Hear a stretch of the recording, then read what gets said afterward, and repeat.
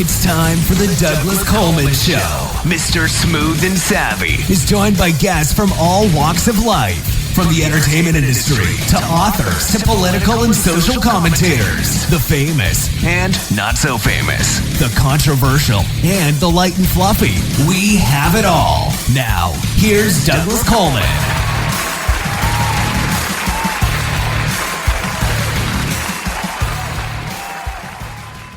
Okay, please welcome to the Douglas Coleman Show, Scott Hoffman. Hi, Scott. How are you? Hi, Douglas. Thank you for coming on the show. I appreciate it. And thank you and to your listeners for allowing me to present myself to you. So you've got a book called Inside, and this is a book about your life as a kid in a mafia family. Is that correct? That's correct, Douglas. Okay. I think a lot of people, when they hear mafia, they think of the Hollywood version of it, a lot of the Scorsese films, which I'm sure you've seen. And is it really like that? maybe 1/100th, or just a little bit enough to give it maybe a little bit of a authority for some people, but it's really not like that basically. Are you of Italian descent? No, I am not. Oh, all right. And neither was my father. Okay. So this was in Chicago, correct? You grew up in Chicago? Yes, and I'm still living in Chicago. That's correct. And you still live there. Okay. Al Capone comes to mind. You probably didn't meet him, right? A little before your time? No, it was before my time. My father had met him, but it was before my time. Well, you must have had an unbelievable childhood. I see all kinds of things on here. You witnessed a murder, and your father took you to Las Vegas. So none of the stories, because every time I read through some of this, I was like, oh, that's like Casino, or oh, that's like the part in The Godfather, or that, there's bits and pieces, and then you've got the Kennedy assassination in here, and Marilyn Monroe. So it does sort of intertwine with Hollywood, yeah? Yeah, I would say so. In other words, they use something to give it some authenticity, but it's not like you're giving specific details, but they give enough to the public to kind of whet their appetite, let's say. Well, why don't you just give us a bit of an overview of the story? Don't give it all away. We want people to buy the book after all. But just, just kind of give us an overview of it. Well, basically, my father was high-ranking in the Chicago crime family known as the Outfit. He was a manager for Paul Ricca. He was a consigliere for Sam Giancana. He reported to Tony Accardo, who was considered the CEO of the Outfit. And in 1973, he was a consigliere for Joey Aiuppa. And he had the plan for the 7 hotels and 7 casinos for Las Vegas.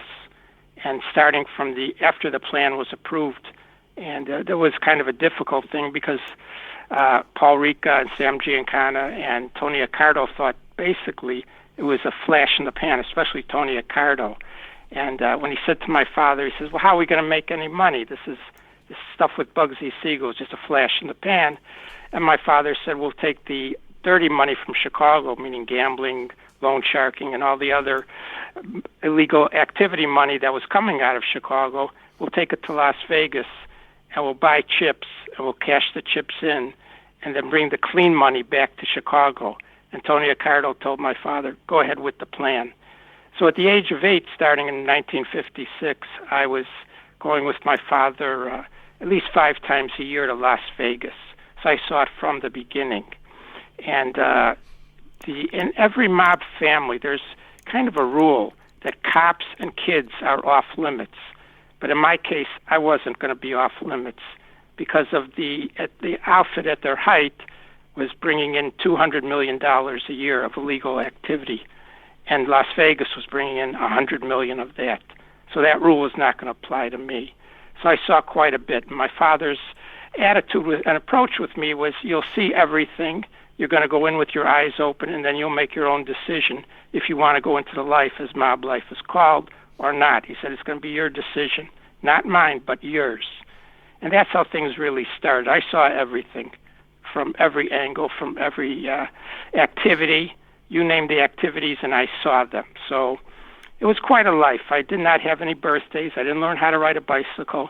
I didn't have a kid's life, be it I still had to assimilate with my classmates and kids in the neighborhood. So in a way, I was kind of leading two lives, which was very difficult at times. That I can say, because it was two different worlds. So your father wasn't a made man, was he? No, he couldn't become made. You have to be Italian. You have to be both Italian, sides right? Of the family. Okay, so that part's true. Yeah, that part is true. But he got in with all of those guys, right? That is correct. Yes, he did. Yes, he did. And it all started with Sam Giancana. So, yes, he did. And they trusted my father. And, of course, the plan for Las Vegas and the success of Las Vegas brought him even closer to people in the outfit. Okay, it says on your bio that your father never went to jail.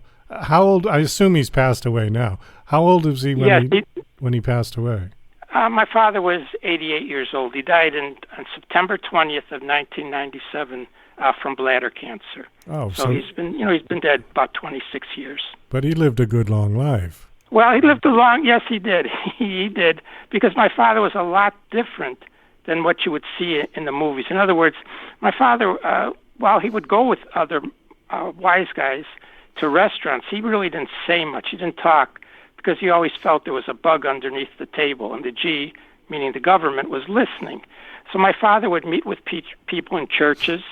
He would meet with people in Catholic cemeteries, in Jewish synagogues and Jewish cemeteries, Chicago Park District field houses. He would use payphones.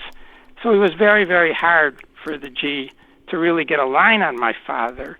And they would always tell me in later years, when I met with them after my book was published, the retired guys, they would always say to me, we would tell your father when we were assigned to him in organized crime cases, later known as La Cosa Nostra cases, oh, we're going to put you away.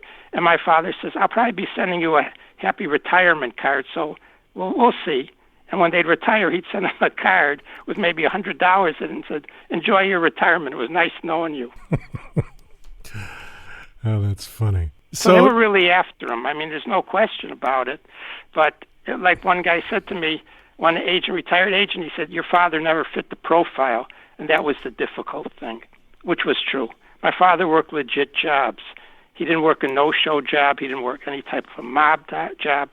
He always worked legit jobs so he'd get a W-2, because he knew the IRS criminal division would be auditing him, every year. So he wanted to show legit income.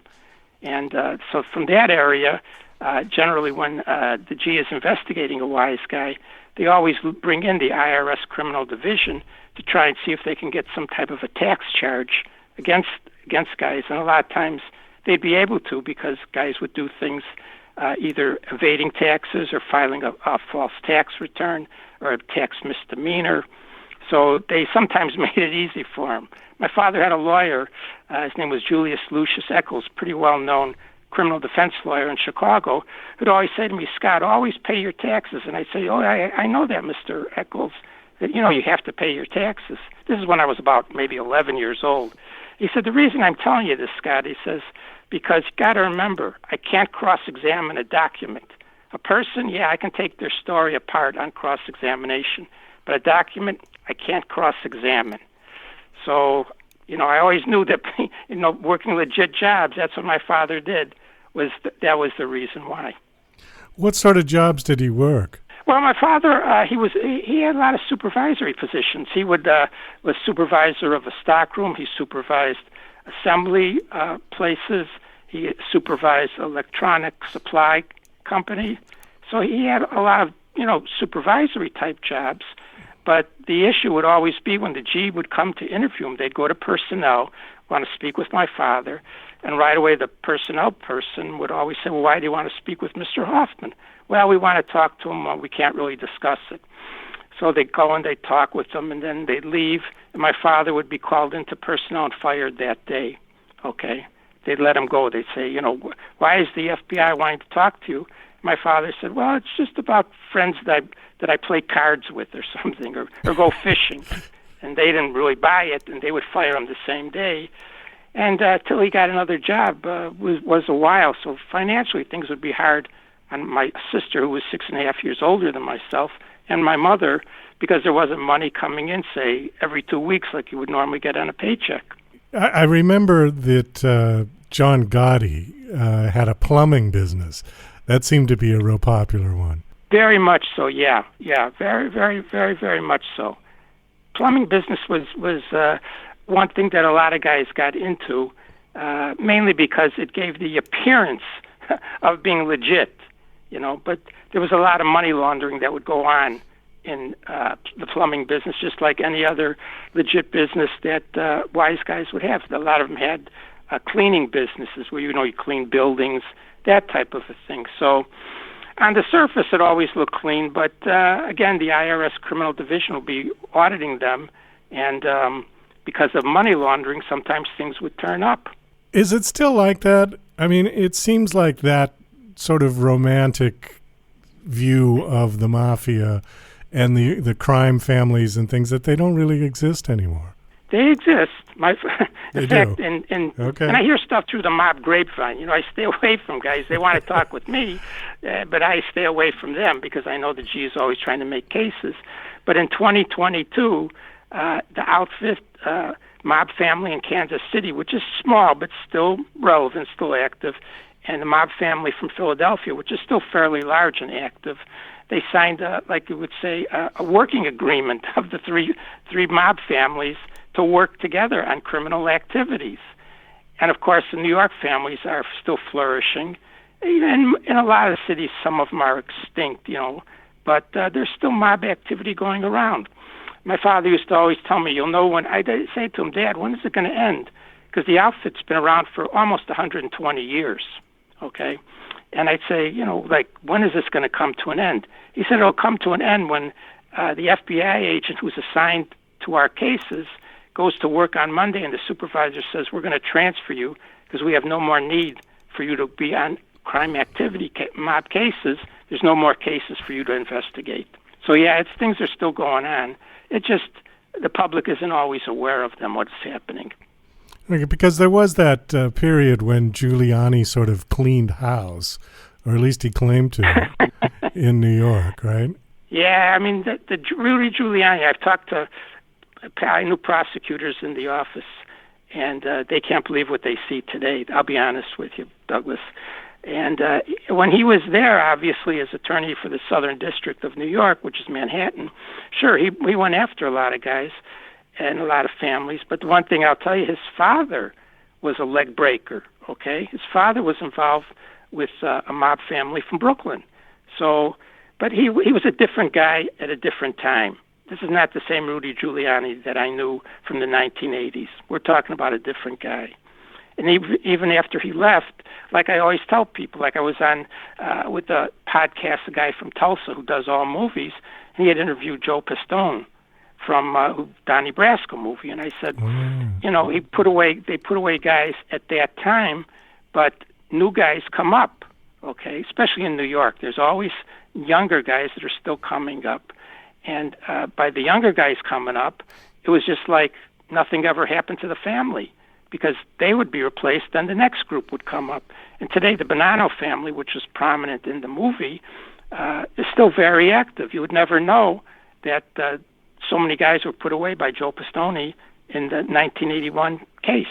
I do remember seeing some kind of a documentary about Carlo Gambino, who apparently was a really low-keyed, sort of quiet guy who lived in the same little brick house his entire life. They never got him, and he lived to be, late 70s or something. Yeah, his brother-in-law, Paul Castellino, took over, Big Paulie. Okay, now he was the one that was killed in front of the steakhouse by Gotti, right? Yeah, it was Sammy Gravano's plan. He was the one who had the plan and organized it in that murder, yeah. Okay, I even remember the name. It was Sparks Steakhouse. I don't know why I remember Steakhouse that. In Manhattan, Yeah. Because I went to college in New York, at Long Island University. I got an academic scholarship, but I had to come up with room and board, so I did what I knew best. I made contacts, and I worked Colombo, Lucchese, and Bonanno crime family social clubs. And Lucchese The one I worked was called a restaurant called The Sweet in Queens. It was on Queens Boulevard near Forest Hills, and it was owned by Henry Hill. So I knew all the real people. I knew all the real Sopranos. I knew a lot of East Coast mob family people. So yeah, I'm familiar with that area, the East Coast area, very familiar. We're kind of running down on time, but I wanted to hit this one talking point on your bio. It said, what you said to Marilyn Monroe when you met her. Now, how old were you when you met Marilyn Monroe? 12 and a half years old. Wow. Yeah, that would have been... Kids always put in that half year at that age. That would have been like a dream meeting for a young boy, huh? Well, that's what Sam Giancana said to my father. He said, would Scott like to meet Marilyn Monroe, who was in town for a... her last movie was called The Misfits, and in February of 1961... she had the premiere in New York with her ex-husband at that time, Arthur Miller, who had actually been the screenwriter. John Huston was the director, and Clark Gable was in the movie, and he was also supposed to do promotion for the movie, but he died a few months after filming. They were still editing it when he died. So she had done it in February, and I met her in March of 1961 when she came to Chicago. So what did you say? Well, first of all, my grandfather was a portrait photographer, and he was the one who Hugh Hefner had contacted to do the first Playboy edition in July of 1953 with Marilyn Monroe on the cover. He only did the cover. He wouldn't do it on his centerfold. That was my grandfather. He just didn't like that. That wasn't his type of photography. And the reason Hugh Hefner contacted him was in those days, they did not have an airbrush, okay? So my grandfather, by hand, would put in the flesh tones, the skin tones. So if you looked at the magazine cover, which is online, you'll see her Marilyn Monroe's face, her arms, her legs, the part of the breast that shows. They're all natural looking. But when she had gone to the shoot with her people, she was supposed to be there 7:30 in the morning. She didn't show up till 12:30. And my grandfather told her to leave. He says, I have someone coming in, a couple that's getting married. They want to take some pre-wedding pictures. And she said, well, I got hung up. I got tied up. He said, that doesn't matter. You were supposed to be here, so you didn't come, so get out of the office. And Hugh Hefner called him that afternoon later and said, look, I really would like you to do it. Could you give her a chance? I'll have her there tomorrow at 7:30. My grandfather says she gets one and one only chance, and that's it. And the next morning she was there at 7:30 in the morning, and he paid my father $50. He got the money from his father, Glenn, who was an accountant, who also gave him the money to start the magazine. And by 1959, my father wanted to go after Hugh Hefner. And again, Sam Giancana says, well, it probably won't last, and, that type of a thing. And later, Sam Giancana said to me, I made a mistake. I should have listened to your father on Playboy magazine.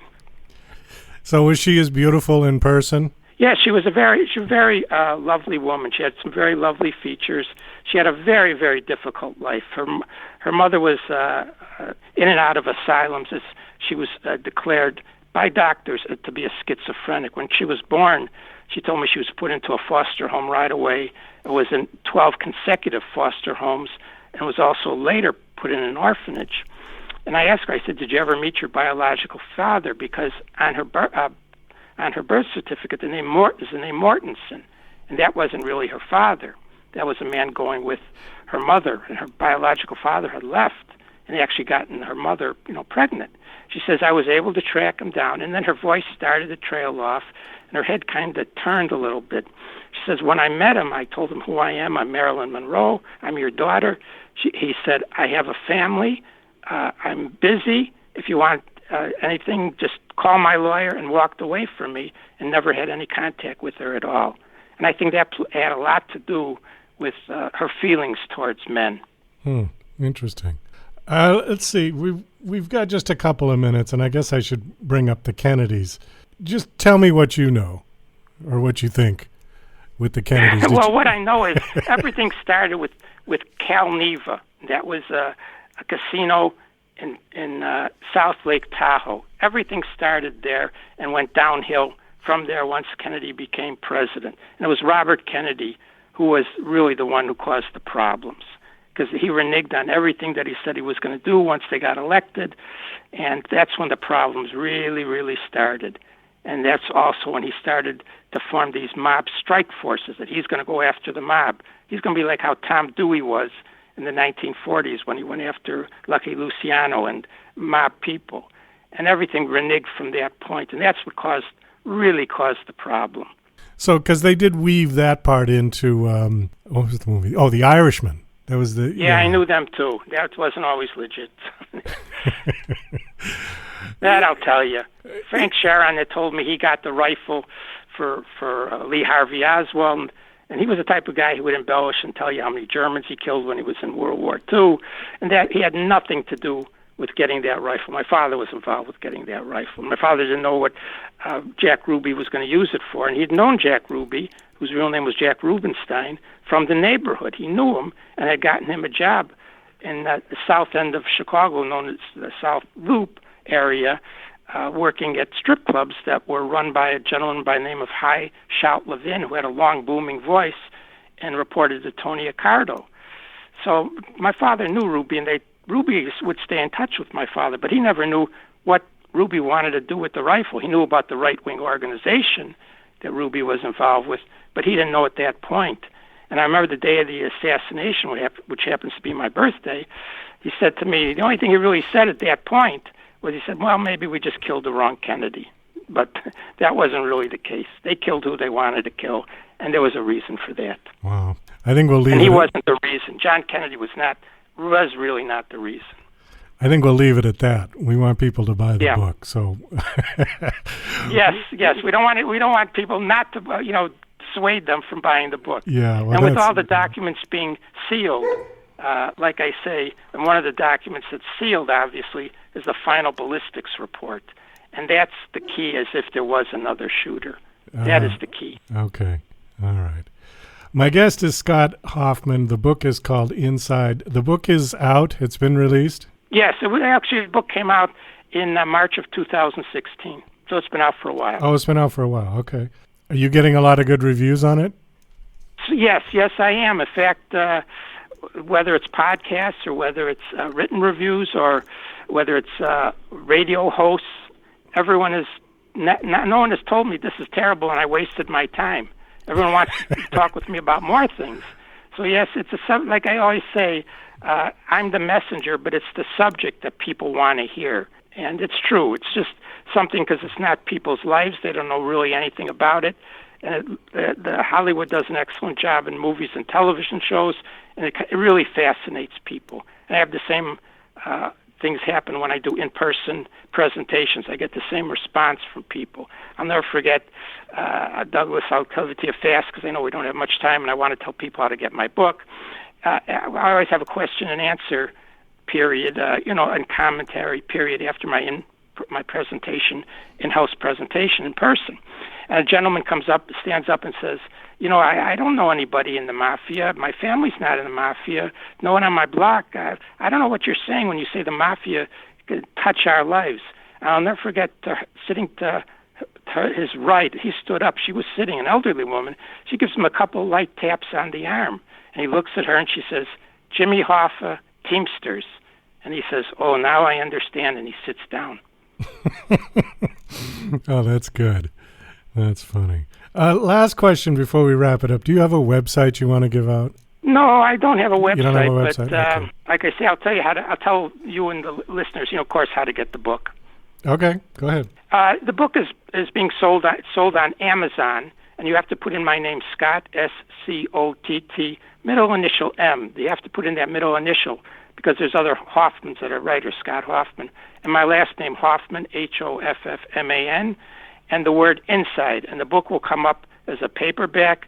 Well, it's also sold as Kindle. And I've had, some people who like to read it on their commute on the train or the bus and have bought it on Kindle. But it's a paperback and a Kindle that people will see. And they have to go on Amazon.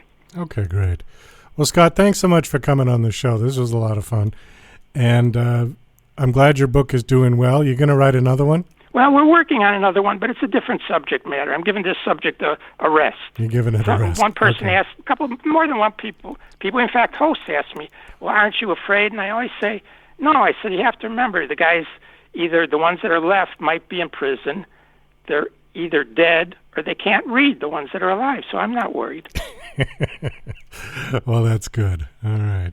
Well, Scott, thank you again for coming on the show, and best of luck. Thank you, Douglas, and your listeners.